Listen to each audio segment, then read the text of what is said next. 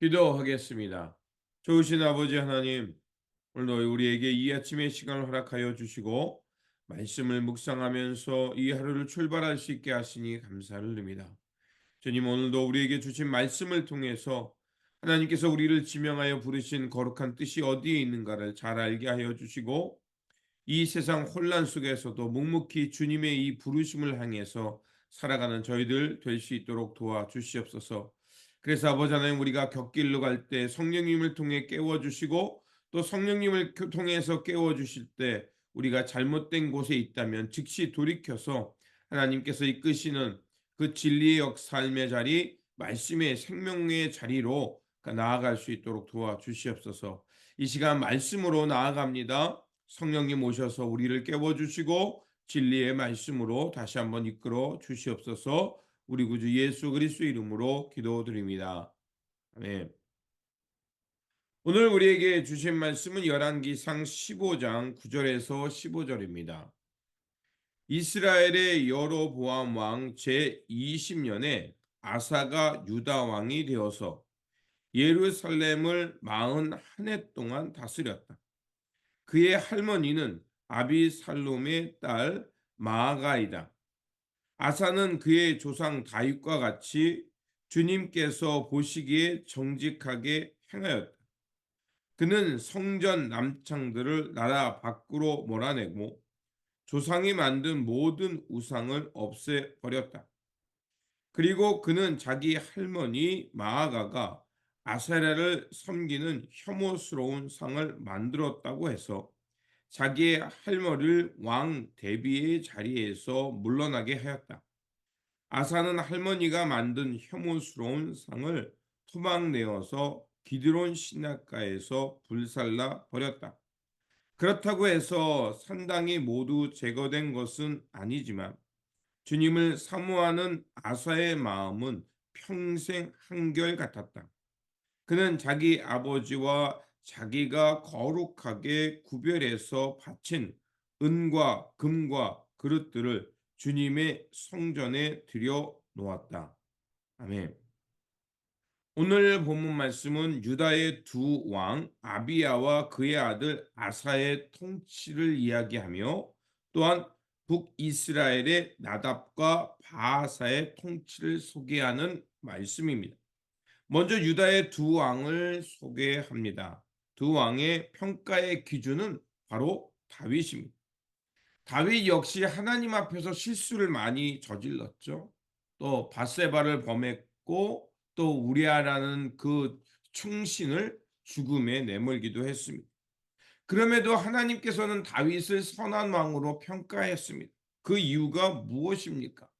실수를 범했을 때 즉시 하나님께 통회하며 돌아가는 사람이었고, 그리고 그 실수를 통해서 다시는 하나님의 말씀을 떠나지 않으려고 애썼기 때문입니다. 그렇게 하나님께서는 그는 그 다윗이 실수를 범했음에도 불구하고 그를 선한 왕으로 평가해 주셨습니다. 그래서 그 다윗을 평가 기준 삼아서 오늘 본문에서 그 유다의 두 왕 아비암과 아사를 소개하고 있습니다. 먼저 유다의 르호보암을 이어서 아비암이 왕이 됩니다. 그런데 성경은 뭐라고 평가하냐면, 그도 아버지의 죄를 쫓아서 따라갔다라고 말하고 그의 조상 다윗과 달랐다라고 말합니다. 3절은 이렇게 말합니다. 아비야는 그의 아버지가 지은 죄를 모두 그대로 따라갔으며 그의 조상 다윗의 마음과는 달라서 주 앞에서 온전하지 못하였다. 온전하지 못했다는 것은 하나님 앞에서 한 마음을 갖지 못했다는 것입니다. 그도 결국 아버지 르호보암을 쫓아서 하나님 앞에서 가증한 행위, 우상을 쫓아 살았다는 것입니다. 그럼에도 하나님께서는 이 남유다를 포기하지 않습니다. 비록 아비야가 하나님 앞에서 실패했지만 그의 아들 아사를 주시고 아사를 통해서 하나님은 그 하나님의 통치를 이어가게 합니다. 사무엘하 7장 12절에 보면 이렇게 되어 있습니다. 내 수완이 차서 내 조상들과 함께 누울 때 내가 내 몸에서 날 내 씨를 내 뒤에 세워 그의 나라를 견고하게 하리라. 사람이 실수를 하고 하나님 앞에서 언약을 제대로 지키지 못하지만 하나님은 하나님의 신실함을 통해서 묵묵히 하나님의 나라를 견고하게 세워가고 있음을 우리에게 말하고 있는 것입니다. 그렇습니다. 하나님은 사람의 잘못과 실수에도 불구하고 하나님은 당신의 그 신실한 언약 때문에 그 역사를 사람의 역사를 포기하지 아니하시고 묵묵히 그 시간을 그 역사를 세워 가십니다. 바로 이것이 하나님의 은혜이며 하나님의 은혜가 있기에 오늘 하나님의 택한 백성들이 다시 한번 일어나 하나님의 길을 갈 수 있는 겁니다. 그래서 이제 아비야의 아들 아사가 이제 왕이 됩니다.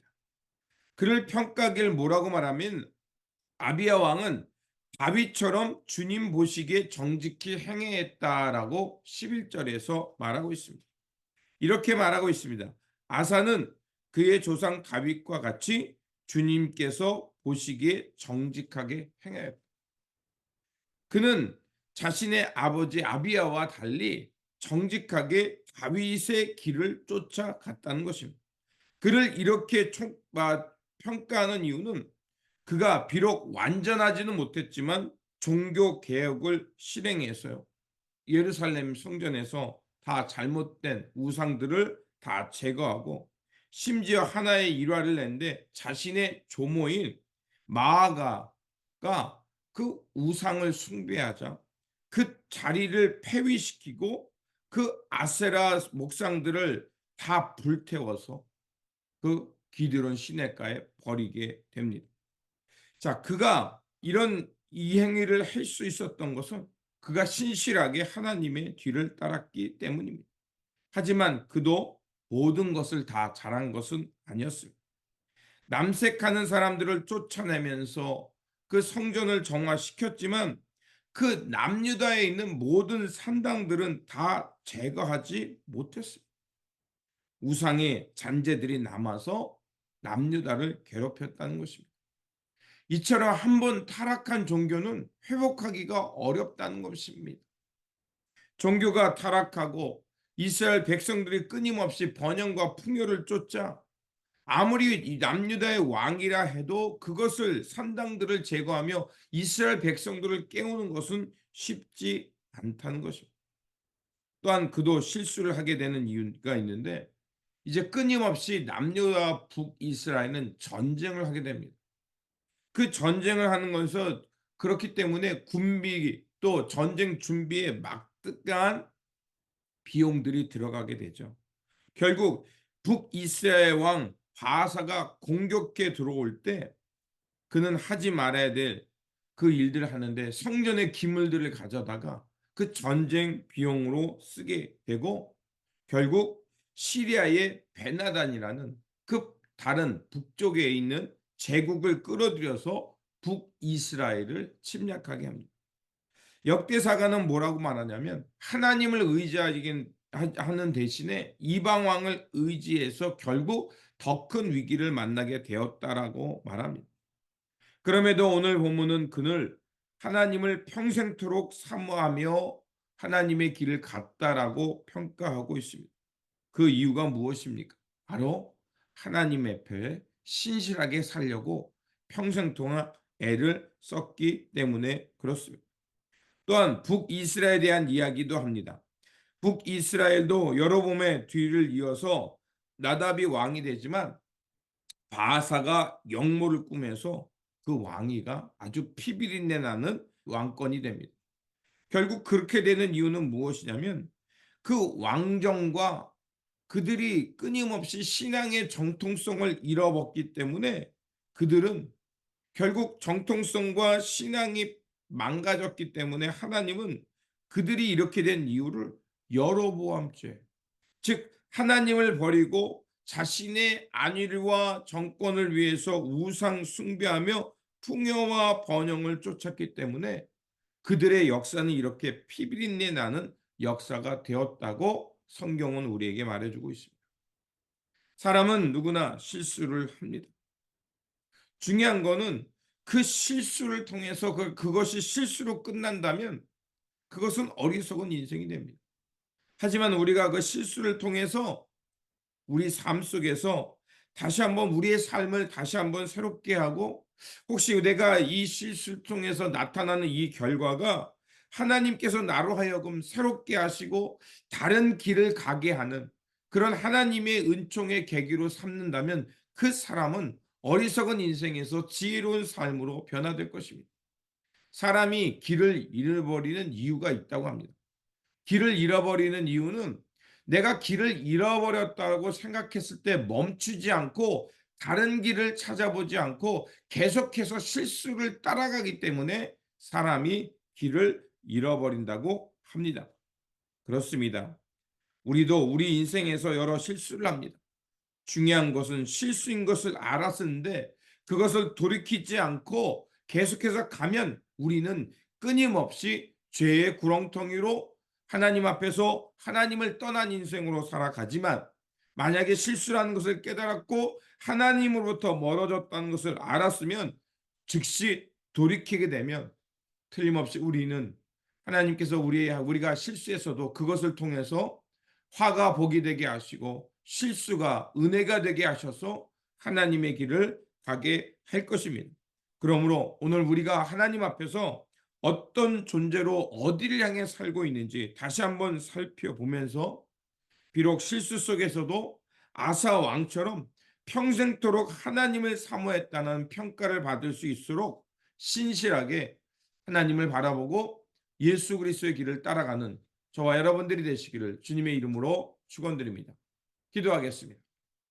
좋으신 아버지 하나님, 다시 한번 이 역사를 통해서 그 왕들의 삶을 비교하며 우리에게 다윗의 길이 가는 것이 하나님 앞에서 어떠한 삶인지를 우리에게 가르쳐 주셨습니다. 하나님, 우리의 삶이 다윗과 같이 하나님을 사모하며 온전한 마음으로 주님의 길을 따라 살아가는 저희들이 될 수 있도록 도와주시옵소서. 혹 우리가 실수할 때 그냥 두지 마시고 성령님을 통해 우리를 깨워주시고 하나님의 부르심의 자리가 어디인지 알고 돌이켜 주님의 뜻, 하나님 나라의 영광을 향해 살아가는 주님 앞에서 깨어있는 종들이 되길 원합니다. 그래서 한평생 주님만을 사모하게 하시고 주님의 뜻을 따라 살아가면서 주님 앞에 섰을 때 잘하였다 칭찬받는 주님의 종들이 되게 하여 주옵소서. 오늘도 살게 하신 하나님, 이 하루도 온전히 주님만 바라보며 주님의 길을 따라 살아가는 주님의 백성들 되게 하여 주옵소서. 우리 구주 예수 그리스도의 이름으로 기도드립니다. 아멘.